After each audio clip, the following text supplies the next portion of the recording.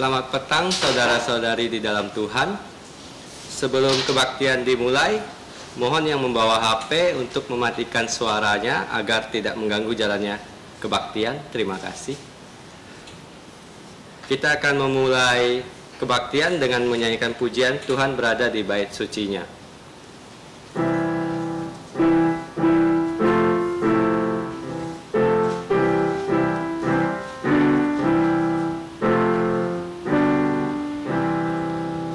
Tuhan berada di bait sucinya, semua orang di hadapan Tuhan sujudlah, berdiam diri, sembah sujud. Amin. Mari bersatu teduh. Injil Lukas pasal 17 ayat 3. Jagalah dirimu, jikalau saudaramu berbuat dosa, tegurlah dia. Dan jikalau ia menyesal, ampunilah dia. Saat teduh selesai, mari kita bangkit berdiri dan memuji Tuhan dengan pujian nomor 4. Yang cinta pada Tuhan, datanglah. Pujian nomor 4.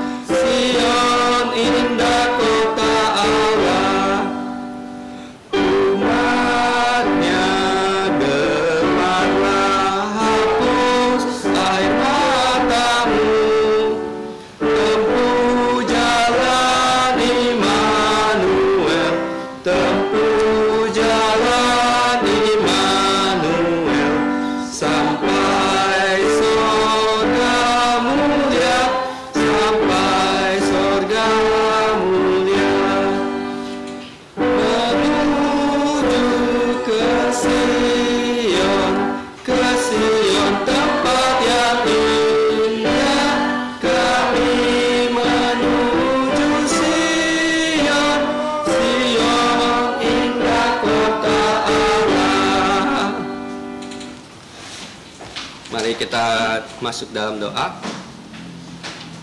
Bapa yang di surga, Allah pencipta langit dan bumi beserta segala isinya, kami ucapkan puji syukur kepadamu untuk keselamatan yang Engkau berikan kepada kami sepanjang tahun 2022.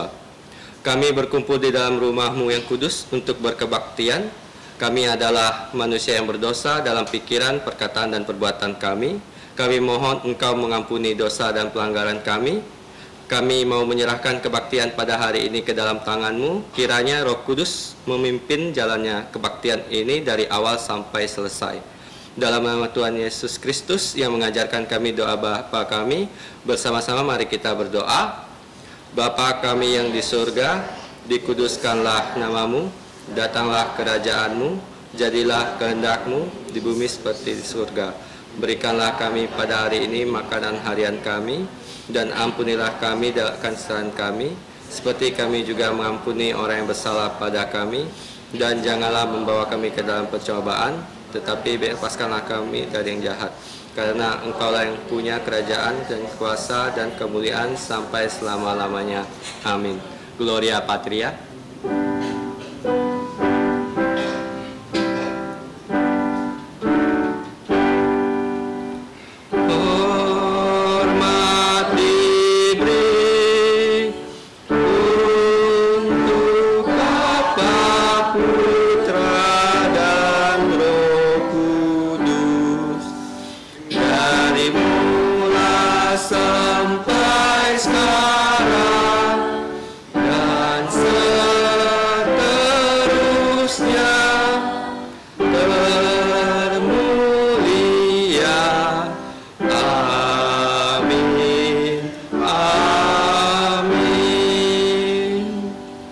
Silakan duduk kembali. Saudara-saudari, mari kita membuka Alkitab kita yang diambil dari Injil Markus pasal ke-9 ayat 42 sampai 50. Injil Markus pasal 9 ayat 42 sampai 50.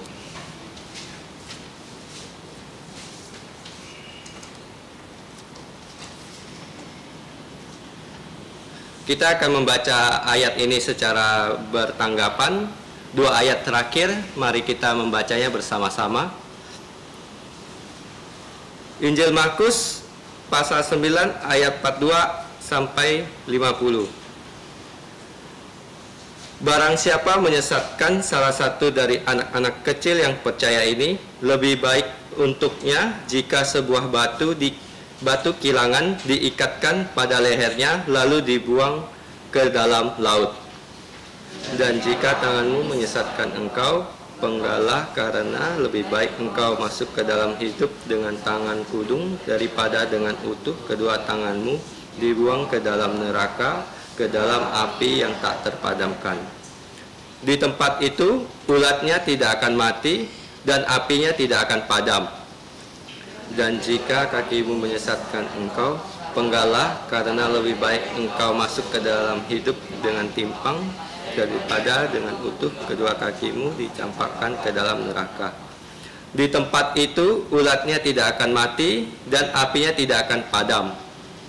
Dan jika matamu menyesatkan engkau, cungkilah, karena lebih baik engkau masuk ke dalam kerajaan Allah dengan bermata satu daripada dengan bermata dua dicampakkan ke dalam neraka, di mana ulat-ulat bangkai tidak mati dan api tidak padam. Bersama-sama, karena setiap orang yang digarami dengan api, garam memang baik, tetapi jika garam menjadi hambar, dengan apakah kamu mengasinkannya? Hendaklah kamu selalu mempunyai garam dalam dirimu dan selalu hidup berdamai dengan seorang yang lain. Bersyukur pada Tuhan untuk firman yang sudah kita bacakan.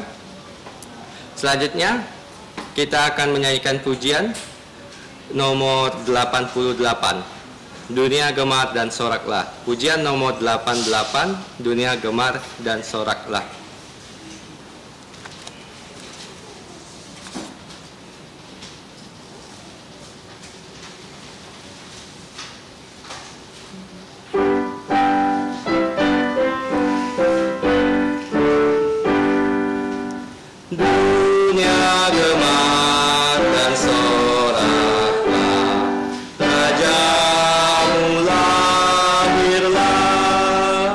Beri jatuh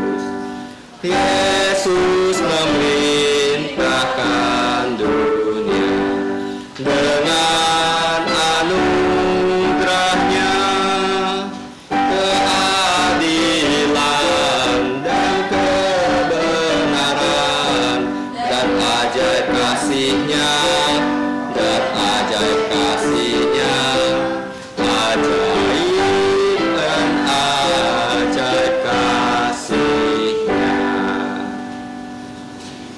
Mari kita lihat buletin pada hari ini. Di dalam buletin terdapat ayat hafalan yang di dalam kotak yang diambil dari Lukas pasal 9 ayat 50b. Kita akan membaca ayat ini sebanyak 2 kali, kemudian kita akan berusaha menghafalkannya 1 kali. Mari kita membacanya bersama-sama.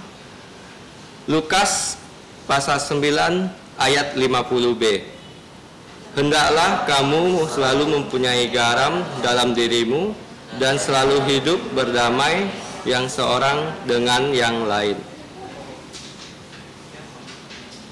Sekali lagi mari kita baca bersama-sama. Lukas pasal 9 ayat 50b. Hendaklah kamu selalu mempunyai garam dalam dirimu dan selalu hidup berdamai yang seorang dengan yang lain.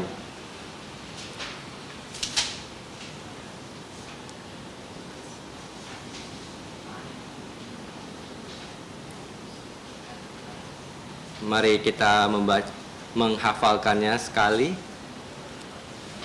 1, 2, 3. Lukas pasal 9 ayat 50b. Hendaklah kamu selalu mempunyai garam dalam dirimu dan selalu hidup berdamai yang seorang dan dengan yang lain.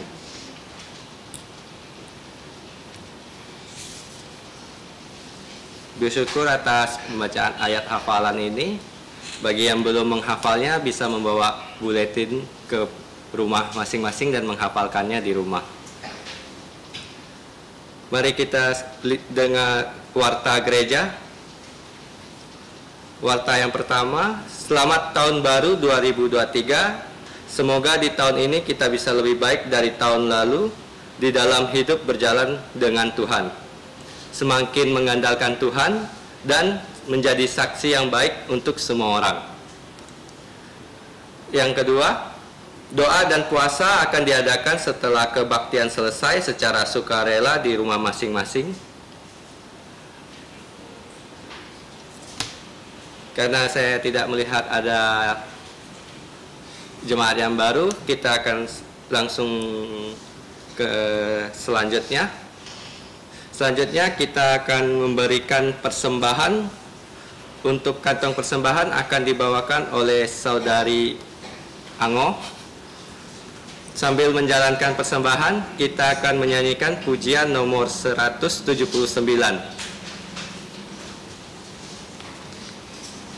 Pujian nomor 179.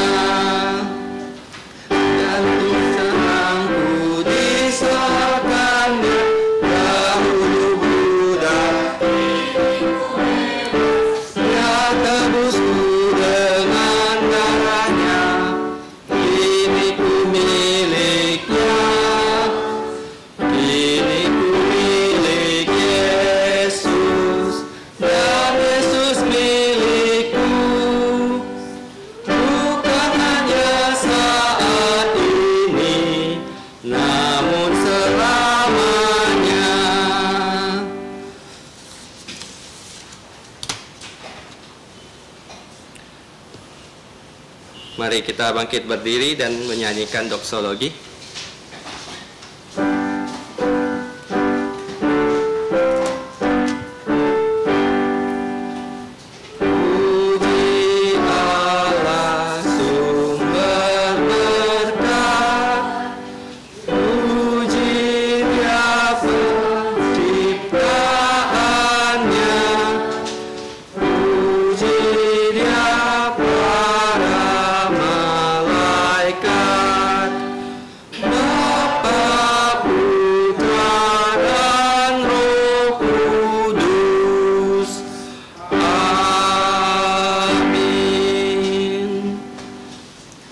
Kita berdoa.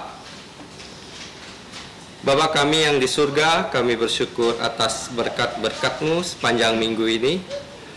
Sekarang kami ingin menyembah Engkau melalui persembahan kami. Kiranya Engkau memberkati dan berkenan menggunakan persembahan kami agar dapat memperluas kerajaan-Mu.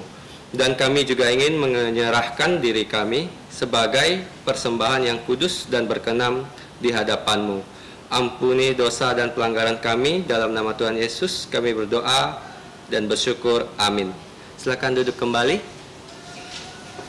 Untuk anak-anak silakan menuju kelas sekolah minggu. Selanjutnya kita akan mendengar firman Tuhan yang akan dibawakan oleh pengabar Injil Zakaria Suhartono dengan tema Jagalah Dirimu. Kepada hambanya kami persilakan. Saya mengucap syukur kepada Tuhan untuk pertolongan Tuhan sepanjang hari, bahkan menjelang kebaktian ini Tuhan telah menolong saya secara pribadi. Bagaimana Tuhan tadi saat saya dalam perjalanan, tiba-tiba mobil yang saya tumpangi tiba-tiba kampas koplingnya habis, sehingga saya harus berhenti di dekat bandara, dan saya sempat bingung apa yang harus saya lakukan karena saya harus menjemput anak-anak. Tapi Tuhan memberikan saya hikmat, segera saya menelepon montir gereja sudah ofisial, karena setiap ada masalah selalu dihubungi dan dia bisa datang. Dan puji Tuhan juga Tuhan kasih hikmat untuk kasih tahu saya untuk koordinasikan dengan Michael di sini, dan koordinasikan dengan Pak Peter juga supaya bisa bantu saya untuk menjemput. Walaupun memang ada di Hanura tidak terjemput, tapi tidak apa-apa. Dan pertolongan Tuhan juga koordinasikan dengan Andreas sehingga dia bisa membawa motor saya dan saya bisa datang di sini dengan tepat waktu. Saya bersyukur untuk pertolongan Tuhan, karena tanpa pertolongan Tuhan apapun yang kita lakukan, yang sudah kita persiapkan bisa berantakan. Jadi kita bersyukur untuk itu, dan saya juga mengucapkan selamat tahun baru untuk kita semua. Ini adalah kebaktian pertama di tahun ini, dan semoga di tahun ini seperti yang tadi di buletin katakan, kita semakin lebih baik dalam segala hal, walaupun kita harus tahu bahwa Alkitab katakan dunia kita semakin jahat. Ya. Nah, hari ini kita akan belajar firman Tuhan, yaitu saya memberi tema jagalah dirimu atau jagalah diri kita masing-masing. Dan ini ayat-ayat ini kiranya menjadi pesan kita saat kita memulai tahun baru ini. Memulai tahun ini dengan menjaga diri. Kalau 2 tahun lalu kita bilang jaga diri, kita pasti ada hubungan dengan COVID, ya kan? Kita harus jaga diri supaya tidak menularkan orang lain dan tidak menularkan keluarga kita, bahkan tidak menular kepada kita. Tapi hari ini kita akan menjaga diri kita. Semoga tahun ini kita menjaga diri kita dan memulai hidup kita dengan lebih baik lagi. Karena banyak kesalahan yang kita lakukan di masa lalu mungkin mempengaruhi hidup kita saat ini, tapi semoga saat kita mulai tahun ini kita punya komitmen untuk bisa memulai. Dan mulai dengan apa? Dengan firman Tuhan, menjaga diri. Mari kita berdoa sebelum kita melihat ayat-ayat ini untuk kita renungkan. Mari kita sama-sama berdoa. Bapa kami yang di surga, kami sekali lagi bersyukur kepadamu. Karena jika bukan karena pertolonganmu, kami tidak bisa dihantarkan di sini untuk berkebaktian, bahkan duduk diam mendengarkan firman-Mu. Dan kami memohon saat kami juga belajar firman-Mu, tolong baik yang berbicara, yang menyampaikan firman-Mu, juga yang akan mendengarkan firman-Mu, kami sama-sama belajar firman-Mu, dan kami bisa menjadi penurut-penurut firman-Mu di dalam hidup kami. Kami menyerahkan waktu ini ke dalam tangan-Mu dan mohon ampun atas dosa pelanggaran kami di dalam nama Tuhan Yesus Kristus. Amin. Jagalah dirimu. Nah, kita akan lihat bagaimana kita harus menjaga diri kita dalam 4 aspek kehidupan. Dan 4 aspek ini akan kita lihat dari ayat-ayat ini. Dan sebenarnya kalau kita melihat ya, ayat-ayat ini ada ayat-ayat yang sulit sekali untuk kita pelajari. Tapi berkat pertolongan Tuhan, justru saya melihat bagaimana ayat ini sangat konsisten dan sangat berhubungan dengan tema hari ini, yaitu menjaga diri. Nah, langsung saja kita akan lihat 4 hal yang harus kita jaga. Ya, jaga diri kita dalam hal apa aja. Pertama, nanti kita akan belajar jaga diri kita dengan kasih. Kedua, dengan kekudusan. Ketiga, dengan korban syukur. Dan keempat, dengan kemurnian. Nah, 4 hal ini harus kita mengerti, dan konteksnya ini semua saling berhubungan ya, saat kita menjaga diri kita. Yang pertama, kita harus menjaga diri kita dengan kasih. Apa hubungannya kasih dengan jaga diri? Nah, sederhananya di ayat 42 dikatakan, barang siapa menyesatkan salah satu dari anak-anak kecil yang percaya ini, lebih baik baginya jika sebuah batu kilangan diikatkan pada lehernya, lalu ia dibuang ke laut. Kalau kita melihat di ayat 37 di pasal yang sama, barang siapa menyambut seorang anak seperti ini dalam namaku, ia akan menyambut aku, dan barang siapa menyambut aku, bukan hanya aku yang disambutnya, tapi dia yang mengutus aku. Sederhana gini ya, apa yang kita lakukan kepada orang percaya, sebenarnya kita sedang memperlakukan itu kepada Tuhan.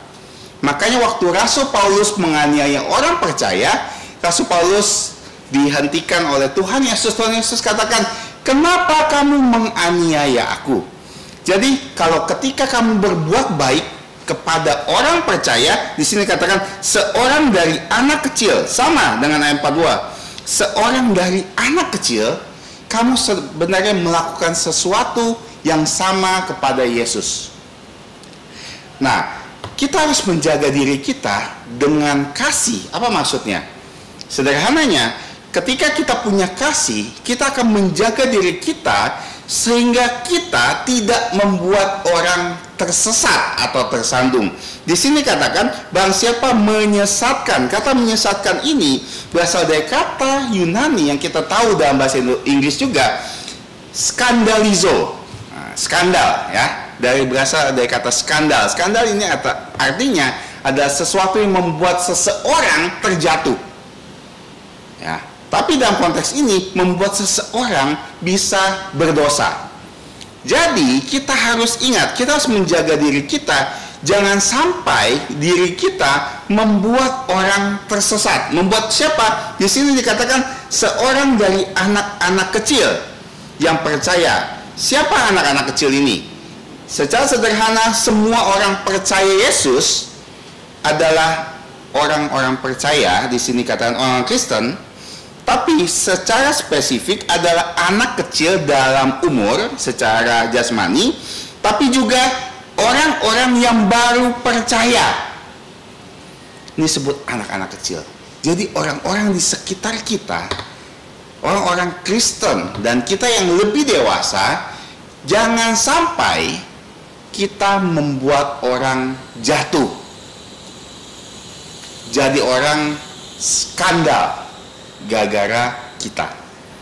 Dan Alkitab katakan lebih baik jika orang itu dikasih batu kilangan yang diikat di leher dan tenggelamkan ke laut.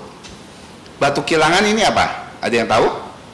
Batu kilangan itu adalah batu, dia bentuknya seperti ini, yang dipakai untuk menghancurkan gandum sehingga jadi tepung. Jadi dia prosesnya ada batu besar sekali, ada 2 batu lapis.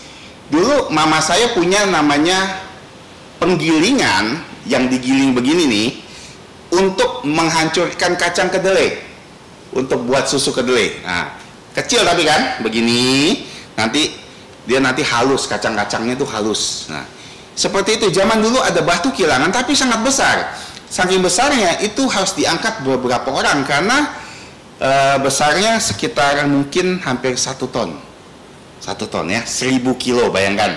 Jadi mereka biasa dorong, mereka pakai pakai kayu besar, mereka akan dorong sama-sama, putarkan, sehingga contohnya seperti ini, dia akan putar sampai nanti tepung gandum atau barley, jelai itu nanti halus bisa jadi tepung.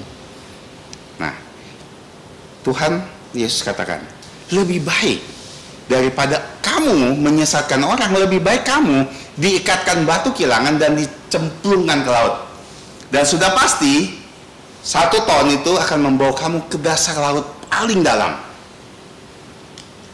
Dan intinya adalah itu menjadi orang yang paling tidak berguna. Jaga diri kita dengan kasih. Jangan sesatkan orang. Tapi pertanyaannya, gimana kita menyesatkan orang lain? Saya melihat ada ABCD cara kita menyesatkan orang lain. Wah, banyak ya. Kita jangan pikir kita sudah bagus ya. Oh, saya tidak pernah membuat orang skandal, membuat orang sesat. ABCD. Yang paling pertama adalah ajak mereka berbuat dosa. Ini mungkin di antara kita mungkin tidak. Tapi ketika kita mengajak orang bergosip, kita ngajak nih, yuk kita ngomongin orang lain. Nah, kita sudah membuat skandal loh. Membuat orang lain berdosa bersama-sama kita. Kita ngajak orang untuk berjudi, ngajak orang untuk merokok, minum, ngajak orang untuk nipu orang lain. Nah, itu sebenarnya sudah menyesatkan mereka. Ini mengajak orang ya, ajak secara langsung. Nah, ini yang pertama. Mungkin kita dalam tahun-tahun lalu tuh sering seperti itu. Oh, saya ajak seseorang loh untuk berbuat dosa bersama saya. Kedua, buat mereka berdosa dengan kelakuan kita. Kita memancing mereka untuk berdosa. Contohnya, kita sombong. Ya kan? Kita memamerkan sesuatu yang harusnya tidak kita lakukan. Bisa kita bilang, oh saya punya jam yang baru, harganya mahal sekali. Kita membuat orang iri. Nah, dia berdosa, gagah kita loh. Kalau kita tidak sombong, kita tidak menunjukkan kemampuan kita, orang itu tidak akan berdosa. Gagah kita iri. Atau yang baik perempuan atau laki-laki, kita berpakaian yang mengundang pikiran kotor dari orang lain. Ya kan? Orang lain berdosa, gagah kita. Dan ini masuk dalam kategori kita buat skandal. Sesuatu yang kita sebenarnya lakukan, mungkin kita bilang, ini kan urusan saya. Tapi ketika orang lain melihat hidup kita, membuat orang lain marah sama kita misalnya, kita menjadi orang yang sangat rese di dalam hidup mereka gitu, sehingga mereka marah sama kita. Itu sebenarnya sudah menyesatkan mereka loh, membuat mereka marah sama kita, membuat kita dibenci sama mereka. Berarti buat mereka berdosa. Yang C, contohkan mereka berdosa. Nah, contohkan. Kita mencontohkan mereka. Dan ini yang paling parah loh. Kita membuat orang lain, terutama orang-orang Kristen yang masih rohaninya masih bawah, maksudnya masih seperti anak-anak, mencontohkan kita seakan-akan itu diperbolehkan loh di Kristenan. Misalnya kita bilang, oh nggak apa-apa, kita kerja di mana aja, tidak apa-apa. Pertanyaannya, boleh nggak kita kerja sebagai sales, ya misalnya sales di pabrik bir atau rokok, kita jadi salesnya. Artinya kita memberitahu orang lain tentang produk yang sebenarnya kita tahu mencelakakan orang, misalnya. Atau kita sekarang anak-anak muda banyak yang pengen ke Kamboja, ya kan? Ke Kamboja, kamu sedang apa sebenarnya di Kamboja? Dan saya tanya kepada mereka, kamu mau ngapain ke Kamboja? Oh, saya mau kerja. Kerja apa? Judi online. Seakan-akan mengatakan, oh yang penting saya kerja, saya tidak malas, saya kerja. Tapi kita mencontohkan orang lain di bawah kita, oh nggak apa-apa ya orang Kristen, ternyata nggak apa-apa loh kerja di Kamboja, banyak yang kerja di Kamboja. Padahal kita membuat orang lain berdosa loh. Kita udah dosa karena kita terlibat perjudian, kita buat orang lain juga berdosa. Seperti itu. Contohkan hidup kita kepada orang lain yang seakan-akan mereka rasa, oh boleh-boleh aja lakukan itu. Orang Kristen berrokok gak? Oh dia ngerokok, nggak apa-apa. Orang lain lihat, oh boleh, dia juga lakukan. Jadi kita mencontohkan sesuatu yang sebenarnya tidak boleh dilakukan dan sesuatu yang dosa sehingga mereka mengikuti kita. Keempat, D, doktrinisasi mereka. Dan ini yang paling parah, mengajar mereka. Doktrin, ajaran mereka. Dan ini sangat dan paling berbahaya di antara semuanya. Sadarkah kalian, saudara-saudari, kalau tadi ayat hafalan itu salah? Sadar gak? Ayat hafalan yang tadi kita hafal salah, bukan di Lukas tapi di Markus. Saya salah ngetik. Tapi setiap kita menganggap itu betul. Ya kan? Coba bayangkan kalau kita semua menganggap itu betul dan semua orang mengajar di sini dan semua orang menganggap apa yang dikatakan di sini semua pasti betul dan saya mengajarkan sesuatu yang salah. Apa yang terjadi? Saya sedang menyesatkan kalian dengan ayat hafal yang salah. Ayat hafalnya harusnya Markus, bukan Lukas. Saya salah, itu kesalahan saya. Bukan maksud saya menyesatkan. Cuma saya sadar, ternyata saya bisa menyesatkan orang dengan cara seperti itu loh. Maksudnya baik. Misalnya saya ngajar di sekolah minggu. Ketika saya tidak menyiapkan dengan baik sekolah minggu, pengajaran sekolah minggu, dan saya salah tafsir menyesatkan anak-anak, lebih baik saya dikasih batu kilangan dan ditenggelamkan loh. Karena dia akan selama-lamanya pikir itu betul. Maka kita harus mengajar anak-anak ya, jangan nganggap pekerjaan mudah ya. Mengajar anak-anak justru ada pekerjaan paling sulit untuk kita. Saya akan lebih mudah menjelaskan kepada orang dewasa loh firman Tuhan dibanding anak-anak. Karena aplikasinya kita harus kasih ke aplikasi mereka dan itu sulit sekali. Dan kadang-kadang karena anak-anak nih banyak orang bahkan hamba-hamba Tuhan berpikir bahwa oh karena anak-anak nggak usah disiapkan. Buat apa sih membaca aja sedikit ajarkan. Nggak bisa seperti itu sebenarnya. Kita perlu waktu yang sama seperti kita mengajarkan dewasa.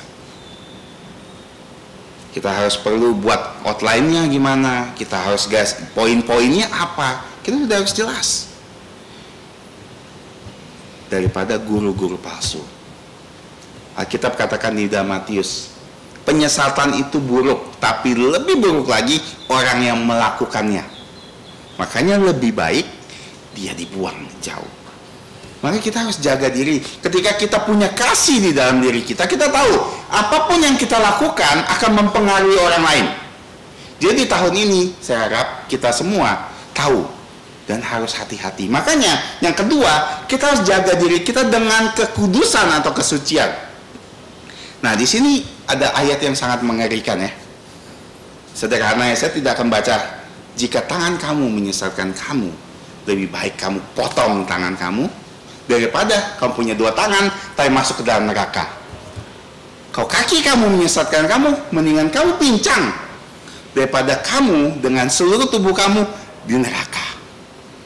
Mata kamu menyesatkan kamu, congkel mata kamu, daripada kamu punya 2 mata tapi menyesatkan orang lain dan kamu masuk ke dalam neraka. Apa maksudnya? Apakah Tuhan Yesus mengajarkan kita harus memutilasi diri kita? Oh, saya berdosa nih, berdosa, saya potong supaya saya nggak berdosa lagi. Memang ada kejadian ya, ada seorang yang namanya mendengarkan khotbah dari John Sung. Dulu John Sung sangat terkenal, saking dia suka judi, dia suka main judi kan, ceritanya dia suka main judi. Dan saya nggak tahu kenapa setelah dengar khotbah dia merasa tergerak, dia memotong 3 jari atau 2 jarinya supaya dia nggak bisa pegang kartu lagi katanya. Ekstrim ya. Tapi itu bukan maksud dari ayat ini. Ayat ini sederhananya, kamu harus jaga diri kamu dengan kekudusan. Kamu harus amputasi secara rohani. Di sini mata menjelaskan apa yang kamu lihat, tangan apa yang kamu lakukan, kaki kemana kamu berjalan, ke tempat mana saja kamu pergi. Intinya ini hanya mewakili seluruh hidup kita. Jika ada sesuatu yang menyesatkan kita, segera amputasi dia, amputasi hal itu, daripada kamu berdosa. Dan ketika kamu berdosa, kamu sedang tidak menunjukkan kamu ada orang Kristen, dan mungkin saja kamu bukan orang percaya sama sekali. Karena ketika kamu orang percaya, kamu mampu loh untuk amputasi sesuatu di dalam bagian dari hidup kamu, sehingga kamu tidak berdosa, tidak buat skandal, daripada kamu ternyata bukan orang percaya dan kamu masuk ke dalam neraka. Nah, di sini kalau kita tahu kedokteran ya, kita tahu ya amputasi, kenapa harus diamputasi kan? Karena kalau misalnya ada yang membusuk, misalnya tangannya membusuk, kalau dia tidak diamputasi tangannya, nah aliran darah tidak masuk dan semua tangan bisa membusuk dan dia bisa mati. Apalagi orang yang kena diabetes, ada tumor, harus dipenggal, dipotong. Supaya apa? Supaya tidak mempengaruhi tubuhnya. Makanya, kira-kira apa di dalam hidup kita yang menyesatkan kita, yang membuat kita berdosa? HP kita? Apakah HP kita membuat kita berdosa? Mata, apa yang kita lihat setiap hari membuat kita berdosa? Misalnya, sosial media membuat saya berdosa. Kurangi. Kalau bisa tidak perlu. Kalau memang bisa. Karena itu saya tahu buat dosa. Kalau kita melangkah kaki, kalau saya ke teman saya yang ini nih, pasti saya berbuat dosa. Misalnya, saya punya teman dulu di SMP. Itu saya nggak bisa nyebut dia jadi teman sebenarnya. Karena setiap kali saya datang ke sana, yang mereka lakukan apa? Mereka merokok, berjudi, dan mereka hobi apa? Nonton film porno. Mereka punya CD-CD banyak. Dan saya diundang datang, ayo datang. Begitu saya datang, saya tidak tahan. Sejak itu saya tidak mau datang lagi. Saya pergi ke tempat yang benar, teman-teman yang benar. Kenapa? Itulah bagian yang harus kita amputasi. Kalau ada lingkungan kamu yang membuat kamu dosa terus, misalnya lingkungan itu yang membuat kamu selalu, misalnya membuat orang iri, kamu iri sama orang, membuat kamu benci sama orang, potong, amputasi bagian itu. Kita harus lihat pergaulan kita, kemana kita pergi. Tempat itu, kamu tahu, kalau kamu ke tempat itu kamu pasti berdosa, jangan ke tempat itu lagi. Misalnya lihat sosial media kan, saat ini susah dikontrol, difilter, kita mau filter gimana pun susah kan.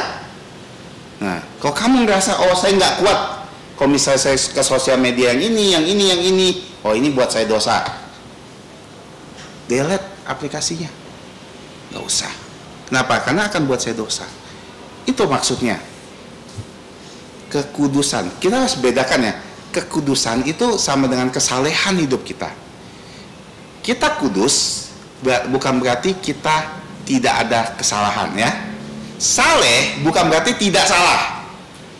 Ya, saleh itu bukan berarti tidak salah. Saleh itu ketika kita kudus. Kita coba terus. Nah, di sini ada yang menarik yang mungkin kita harus tahu. Di sini ada kata neraka ya. Neraka ini berasal dari kata Geneha. Nah, Geneha ini akar kata dari lembah Hinom, Ben Hinom. Nah, sejarah mengatakan, kalau kita lihat di Perjanjian Lama, Ben Hinom, kalau kita lihat Raja Ahaz dan Raja Manase membuat satu penyembahan berhala di Ben Hinom. Nah, Ben Hinom, mereka ini memberikan korban bayi yang masih hidup kepada Dewa Molok. Nah, makanya Ben Hinom, tempat itu di selatan Yerusalem itu, di mana banyak drum. Drum itu tong-tong besi, ya, tong-tong besi. Makanya di dalam Yeremia dia katakan namanya Tofet. Kalau kita lihat ada lembah Tofet, artinya lembah drum. Kenapa lembah drum? Karena di drum-drum itu Ahaz dan Manase menaruh bayi di sana, sehingga bayinya waktu terbakar nangis tidak ketutup, nangisannya nggak kedengaran. Bayangkan ya, betapa kejamnya raja-raja ini ya. Zaman Yosia, lembah ini langsung dihancurkan dan dijadikan tempat pembuangan sampah. Nah, tapi tidak ada plastik sana ya, belum ada plastik. Sampah, benar-benar sampah, dan kata-kata makanan, dan banyak juga daging-daging, korban-korban yang tidak, kan ada korban kalau kita mengorbankan sesuatu, ada bagian yang nggak boleh dibakar, dia itu dibuang. Sehingga 24 jam di lembah itu ya adalah tempat pembakaran sampah 24 jam. Makanya ulat banyak sekali di sana karena banyak daging, banyak bangkai. Tapi 24 jam itu tidak pernah berakhir loh apinya. Makanya Alkitab menggunakan kata neraka di sini. Cuman kalau di Indonesia cuma langsung diartikan neraka ya. Harusnya bukan. Harusnya namanya Geneha. Geneha ini artinya tempat di mana api itu tidak pernah padam 24 jam. Dan ulat itu selalu ada di sana. Karena banyak bangkai di sana. Makanya dikatakan, daripada kalau kamu lihat ada satu bagian dari hidup kamu menyesatkan kamu, lebih baik kamu potong itu daripada kamu menjadi tanda orang tidak percaya dan kamu dimasukkan ke sini. Tapi yang menariknya neraka, ulatnya tidak pernah mati. Kenapa? Karena menandakan bahwa kita kalau masuk neraka, tidak percaya Tuhan Yesus, kita akan dibakar, tapi kita tidak mati, kekal. Padahal ulat kalau kena api pasti mati. Itu yang kedua ya, jaga kekudusan. Yang ketiga, jaga dengan korban. Ini yang paling sulit, ayat paling sulit, ayat 48. Karena setiap orang akan digarami dengan api. Apa maksudnya? Saya juga ada kesulitan dalam menerjemahkan atau menafsirkan bagian ini. Tapi ketika kita melihat bahasa aslinya dan kita lihat ternyata ada bagian dari ayat ini yang dipotong. Ada di dalam bahasa teks aslinya ada satu ayat lagi seperti ini, saya akan bacakan. Karena setiap orang akan digarami dengan api dan setiap korban akan digarami dengan garam. Wah, semakin bingung sebenarnya saya. Apa maksudnya ini? Dan Tuhan kasih saya hikmat untuk melihat ternyata di perjanjian baru, perjanjian lama, apa hubungannya garam dengan api? Ternyata di perjanjian lama, korban biasa dipakai, ada beberapa korban itu menggunakan garam. Dan terutama di Imamat 2, kita lihat Imamat 2 supaya kita bisa pastikan ini. Imamat pasal 2 ayat 13.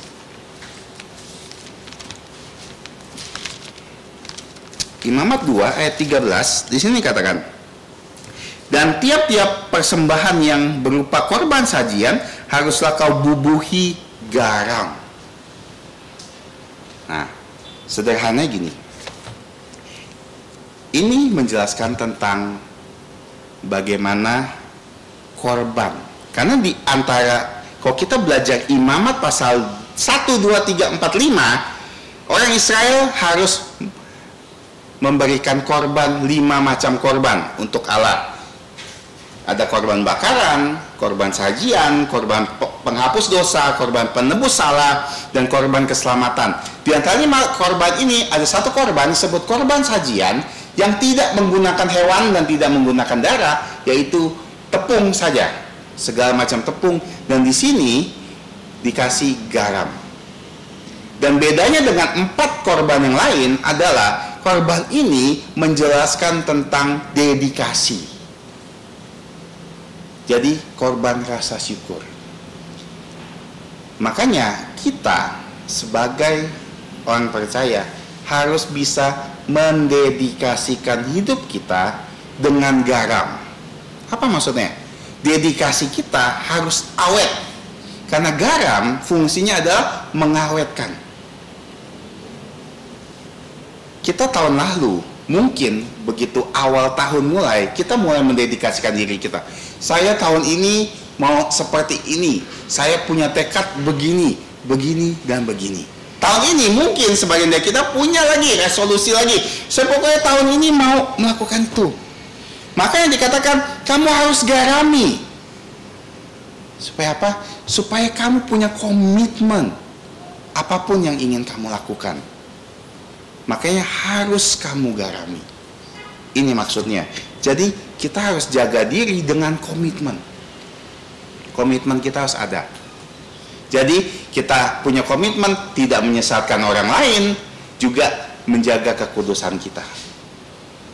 Dan yang terakhir, jaga diri dengan kemurnian. Apa beda dengan kekudusan? Nah, kita lihat di ayat 50. Garam memang baik, ya baik kan? Kita tahu fungsi garam adalah mengawetkan, memberi rasa.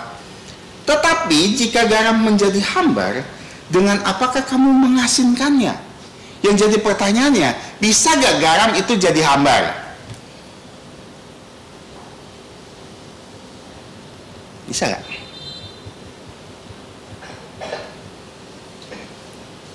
Ayo, bisa gak garam itu jadi hambar?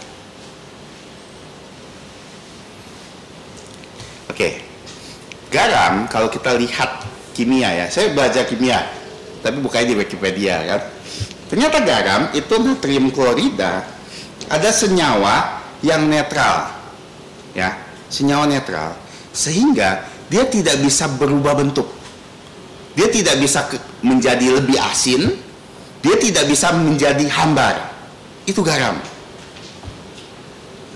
Makanya garam, sifat garam tuh adalah memberi rasa. Jadi kalau kita bumbukan makanan kita yang hambar dengan garam, makanan kita, sup kita misalnya yang hambar tadi jadi asin. Nggak bisa kita bumbukan garam, garamnya jadi hambar. Nggak bisa ya, bukan seperti itu garam. Tapi pertanyaannya, bisa nggak garam jadi hambar? Di sini kata, tetapi kalau garam jadi hambar gimana? Nah, sederhana gini ya, ini bukan garam hambar dengan maksud ini. Jadi arkeologi menemukan bagaimana zaman itu garam itu sering tercampur dengan gipsum. Kita tahu gipsum ya, buat alat itu. Ternyata gipsum itu garam. Saya pun baru tahu. Oh, ternyata gipsum itu garam. Bagian senyawa garam itu lapisan paling atas. Waktu garam terbentuk, itu jadi gipsum. Wah, saya pun baru tahu. Dan itu menarik. Jadi ternyata kalau garam gipsum tuh dengan bercampur dengan garam yang biasa kita masak itu, kalau bercampur dia tidak akan asin, dia seperti hambar. Jadi apa dimaksud hambar ini? Ketika garam itu bercampur dengan gipsum, artinya ketika hidup kamu bercampur tidak murni lagi, maka yang terjadi apa? Kamu akan jadi hambar. Makanya hidup kita jangan sampai dicampur-campur. Dengan apa maksudnya? Dengan dunia. Ketika kerohanian kita campur dengan dunia ini, kita pasti jadi hamba loh. Kita tidak akan berdampak lagi. Makanya kita harus jaga diri dan menemukan apa motivasi kita mengikuti Tuhan. Jadi sepanjang tahun ini semoga kita bisa lihat, oh bisa gak garam saya jadi hamba. Makanya yang menjadi bingungan, apa hubungannya dengan hendaklah kamu punya garam dalam dirimu dan selalu berdamai. Apa hubungannya damai dengan garam? Sekali lagi.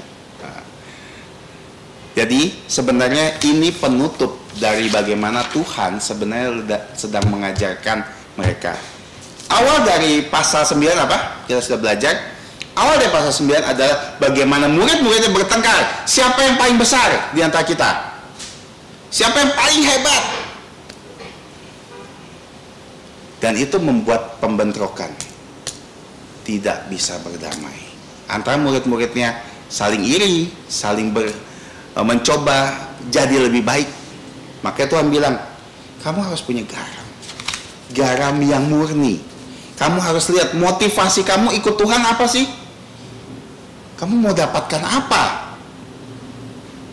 Makanya kamu berdamai dengan orang. Karena kita semua nih di sini, selama kita melayani Tuhan, motivasi kita satu loh, supaya nama Tuhan dimuliakan. Jadi ketika kita hidup dimanapun kita berada, sebagai apapun kita harus tahu motivasi kita apa dan tujuan kita apa. Sehingga kita tidak akan iri dengan orang yang, oh dia lebih sukses dari saya. Tapi kita tahu motivasi dia baik. Motivasi dia untuk memuliakan Tuhan. Oh dia mengajar lebih bagus dari saya. Tidak apa-apa. Selama dia motivasinya untuk mengikut Tuhan. Makanya hari ini kita belajar, jaga diri kita. Dengan apa? 4 hal. Dengan kasih.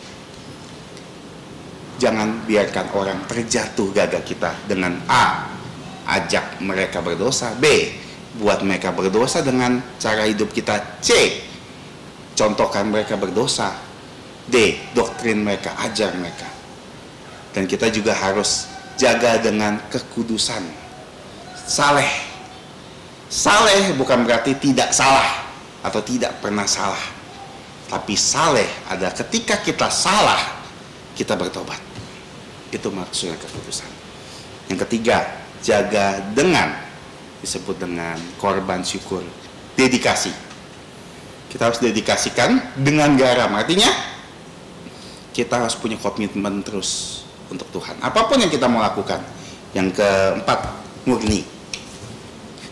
Jangan sampai bercampur. Motivasi kita ikut Tuhan jangan kecampur. Melayani kita jangan kecampur dengan yang lain. Karena pelayanan bukan ajang hebat-hebatan seperti para murid. Mari kita berdoa. Bapa kami di surga, kami bersyukur atas firman-Mu yang indah untuk kami pelajari. Engkau yang tolong supaya apapun yang kami telah pelajari hari ini bisa membuat kami menjadi lebih baik. Bahkan ketika kami menyambut tahun ini, kayaknya Engkau yang menolong kami. Kami berdoa dan menyerahkan waktu selanjutnya hanya ke dalam tangan-Mu. Hanya di dalam nama Tuhan Yesus Kristus. Amin. Selanjutnya kita akan masuk ke dalam perjamuan kudus. Diminta dengan hormat Pendeta Eliakim Hang untuk bisa memimpin kita dalam perjamuan kudus. 弟兄姊妹，感謝主恩典接下來節目係時間愛兩書，主嘅病格，主嘅背嘅經驗，主耶穌基督嘅太愛，其實在14家項，那係為了愛世界人故及殺死你這14家項來拯救世界咪責任。 Jadi saudara-saudari kita tiba dalam perjamuan kudus untuk menyambut roti dan cawan, di mana kita melihat bahwa Tuhan Yesus telah berkorban untuk kita menebus dosa-dosa kita. 接下來時間嚟創日少是個月8月14少，dekat ke salibmu. Kita 14家。 Pujian 164, dekat ke salibmu.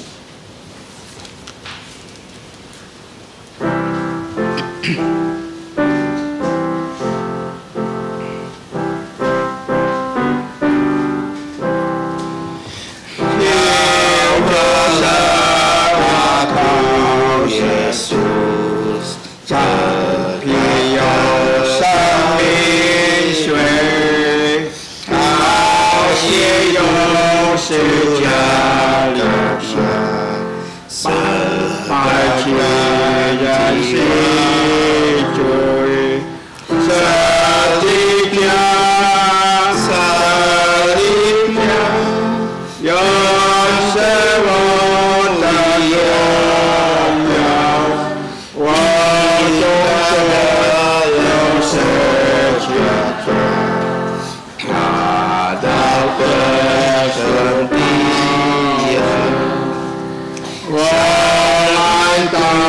yang terkecil Tuhan tak alim Sanyewangi hatiku dengan roh kasih setia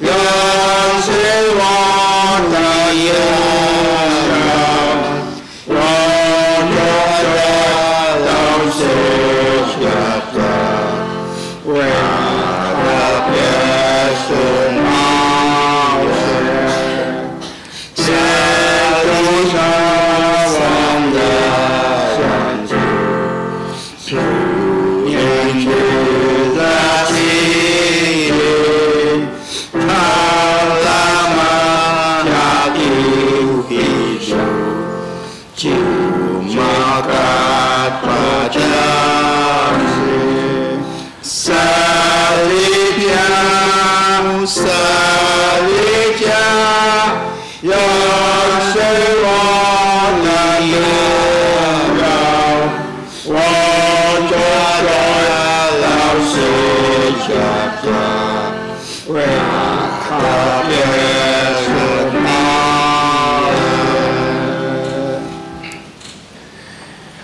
จังท่ากาฟันทนมาขอปุยิมที่14 jong 20-27 ต่อ 27 มาขอ14 jong 22 ต่อ 27 Kita akan buka Alkitab kita Markus 14 22 sampai 26. Ngasian yung dia cái bà buồn thu dần heo za cả ya chọn thọ thủ để cái dính nhị bù này tha môn chi tiết sĩ heo giả số này biang lời chủ điều phụ chứ bị khỏi kịp tha môn sọt ni môn mà cho chít chế si ngô để xin chi như này bùi lời chủ chia điều chỉ kịp tha môn tổ hốt điều giả số sọt chế si ngô liệp dọ tình hiện vì tao nhiên liều出來啲，我是才高少你們，我不再學這葡萄汁，直到我才上帝的國裏，學善的那日子，最後要表着他們創了時，跳出來幫橄欖神奇。Markus pasal 14 22 sampai 26 penetapan perjamuan malam. Dan ketika Yesus dan murid-muridnya sedang makan, Yesus mengambil roti, mengucap berkat, memecah-mecahkannya, lalu memberikannya kepada mereka dan berkata, "Ambillah, inilah tubuhku." Sudah itu ia mengambil cawan, mengucap syukur, lalu memberikannya kepada mereka dan mereka semua minum dari cawan itu. Dan ia berkata kepada mereka, "Inilah darahku, darah perjanjian yang ditumpahkan bagi banyak orang. Aku berkata kepadamu, sesungguhnya aku tidak akan lagi minum pokok anggur sampai pada hari aku meminumnya, yaitu yang baru dalam kerajaan Allah." Sudah mereka menyanyikan nyanyian pujian, pergilah mereka ke Bukit Zaitun.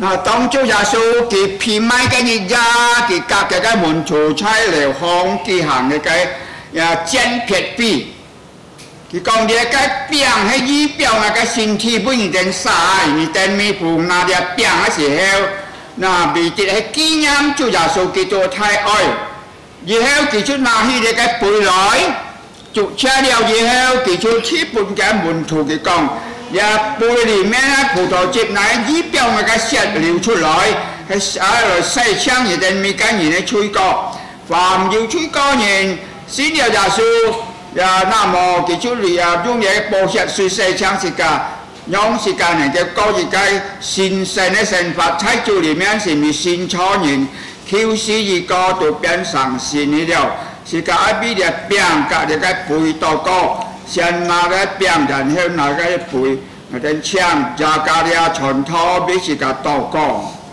Sekali lagi kita berdoa.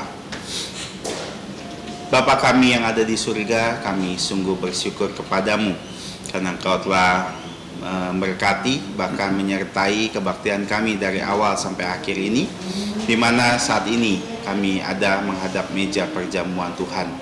Kami bersyukur Bapa, melalui perjamuan kudus ini kami kembali lagi diingatkan bagaimana roti yang akan kami makan dan cawan yang berisi anggur yang akan kami minum itu melambangkan roti, melambangkan tubuh Tuhan Yesus yang terpecah-pecah untuk kami, dan anggur melambangkan darah Tuhan Yesus yang telah tercurah di Kalvari. Yang Engkau selalu ingatkan kami ketika kami meminumnya, sehingga kami mengingat dan terus berusaha di dalam hidup kami untuk memberitakan Injil kepada setiap orang. Amin. Mengenai pengorbanan Tuhan Yesus di dalam hidup kami. Kami berdoa dan bersyukur dan menyambut roti dan cawan ini hanya di dalam nama Tuhan kami Yesus Kristus. Amin. Amin.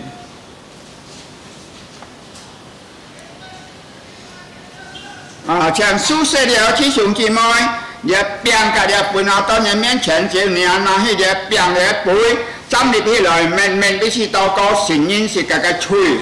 求主三面是家己採取個堅固是家信心來幫助是家奔走前面的道路。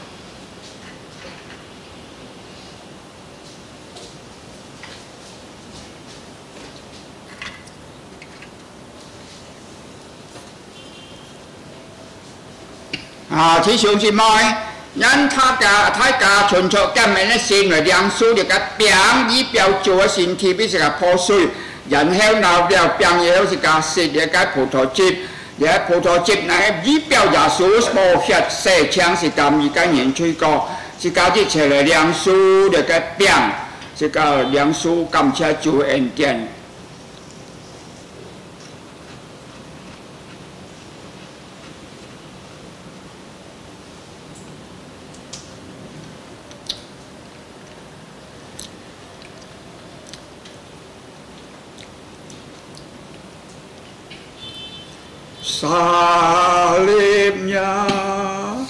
Salibnya, selama mulia dosaku disucikan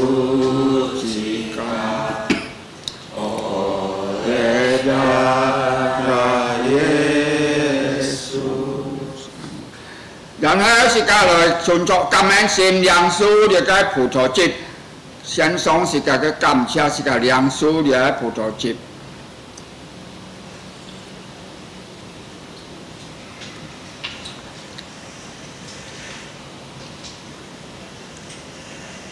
Tuhan terima kasih, Tuhan terima kasih, Tuhan di dalam surga, ku ucap terima kasih, amin.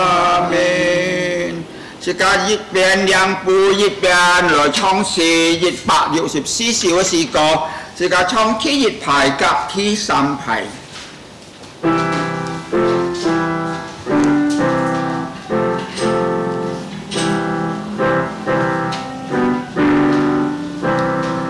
Chiều cho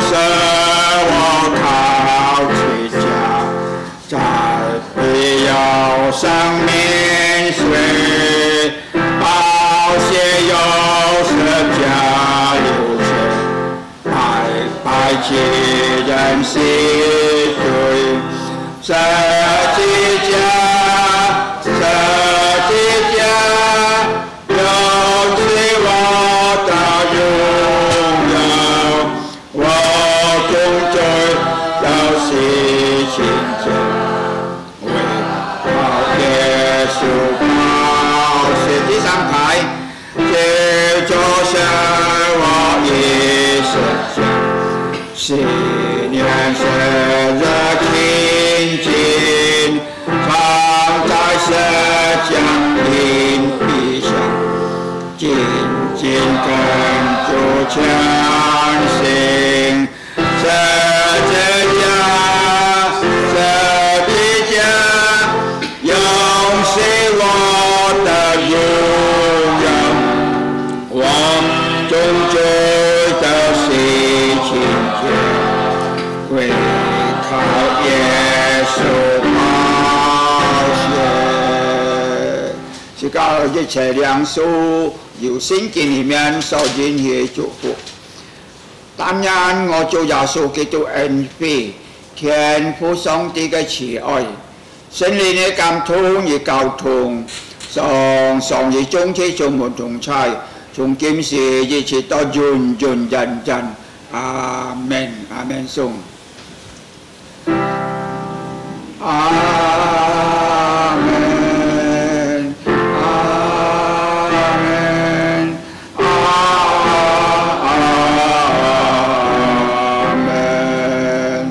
阿門。向從滅道山飛，因上帝祝福大家，最後是隔嚟創人做師傅。